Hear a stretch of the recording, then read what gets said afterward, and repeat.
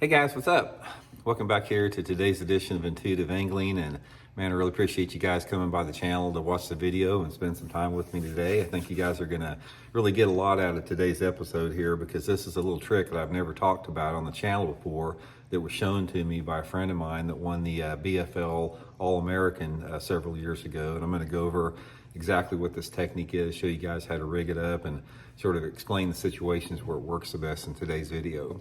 Also, guys, just a big thank you out there to everybody that's taken time to subscribe here to Intuitive Angling. Just wanted to extend a thank you to that. And also to remind you, we have our sale on my Solar Bat Series RB2 and RB3 series sunglasses. They're ending next week.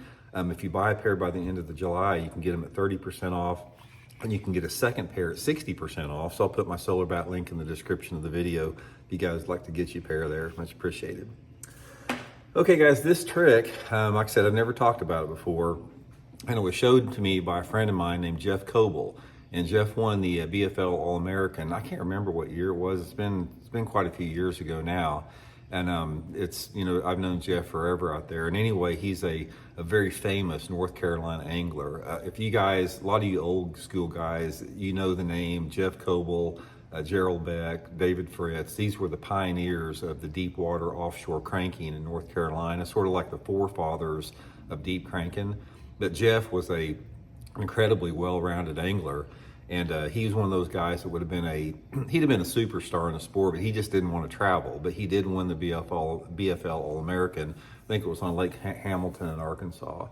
But anyway, I'll tell you a little backstory here. I had a tournament down at Clarks Hill Lake in South Carolina. And I'd never been on it at the time. This was years ago, and Jeff had fished it quite a bit. And he told me, he goes, well, Blocky, you need to get you a swimming ultravibe.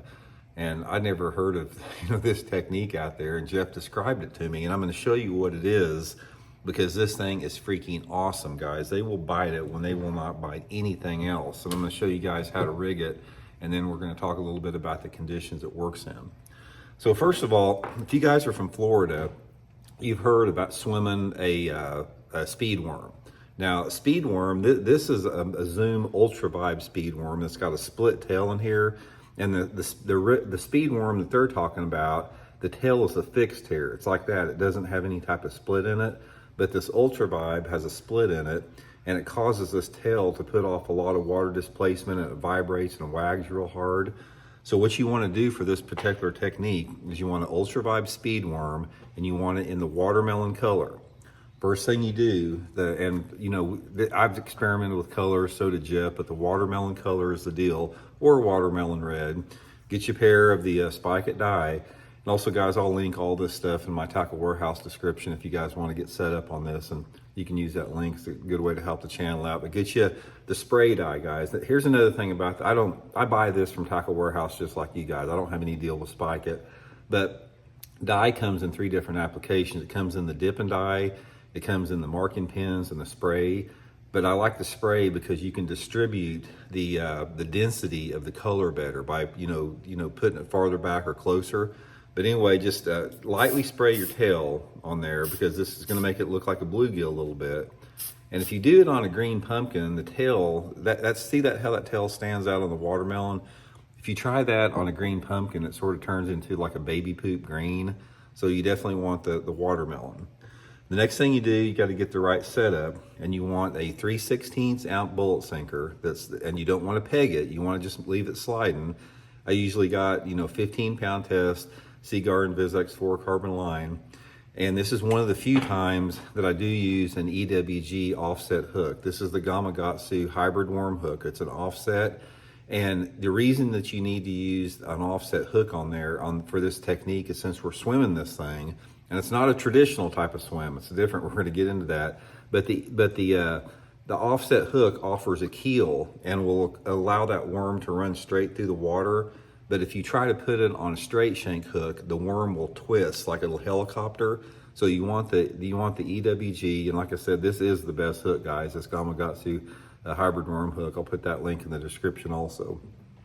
Okay, the next thing is you have to rig it exactly right to get this thing to work. If you don't rig this thing perfectly straight, guys, it does not work. It just does not look right in action. But if you look closely, I can't probably show you on the video here, but if you look closely on this, you might see it right there. There's a seam running down the worm here.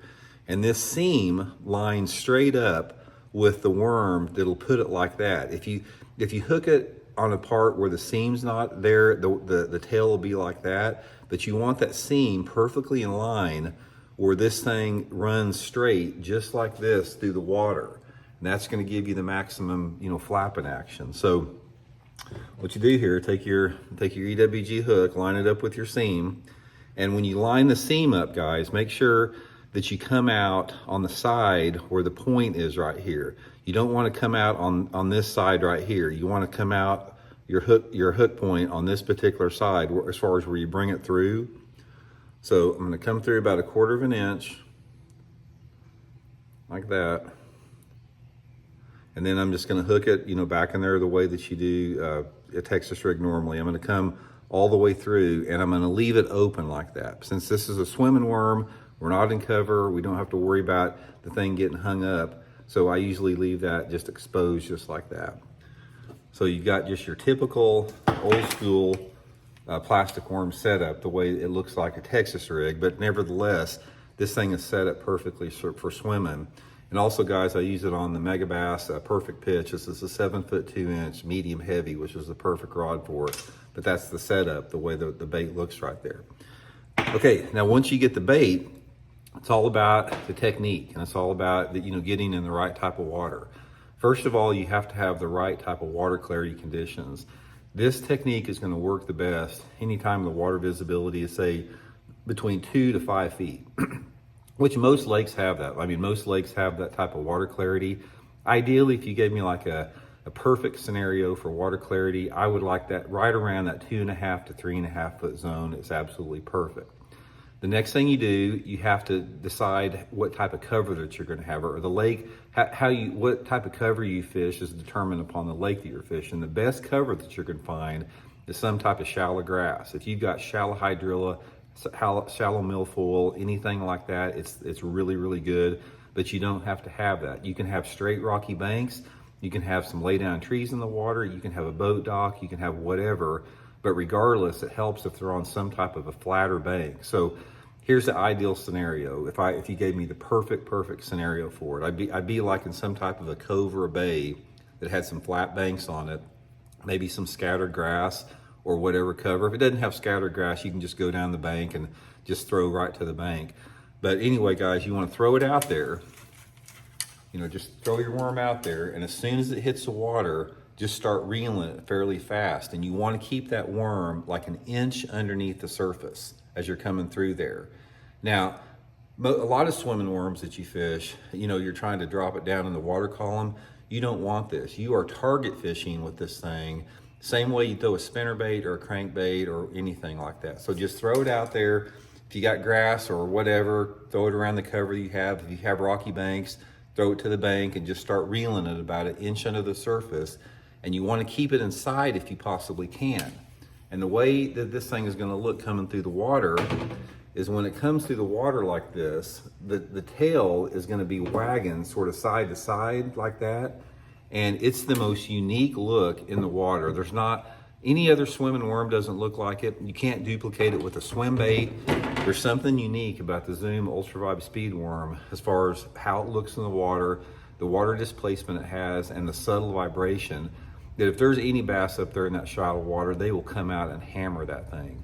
The best time of year to fish it is late summer into like mid-fall. So usually, from all the years I've been fishing it since Jeff showed it to me, I usually start fishing it like sometime in August, and I'll fish it up maybe into like the second week of October. Anytime that water temperature is really, say, over 65 degrees, it could work.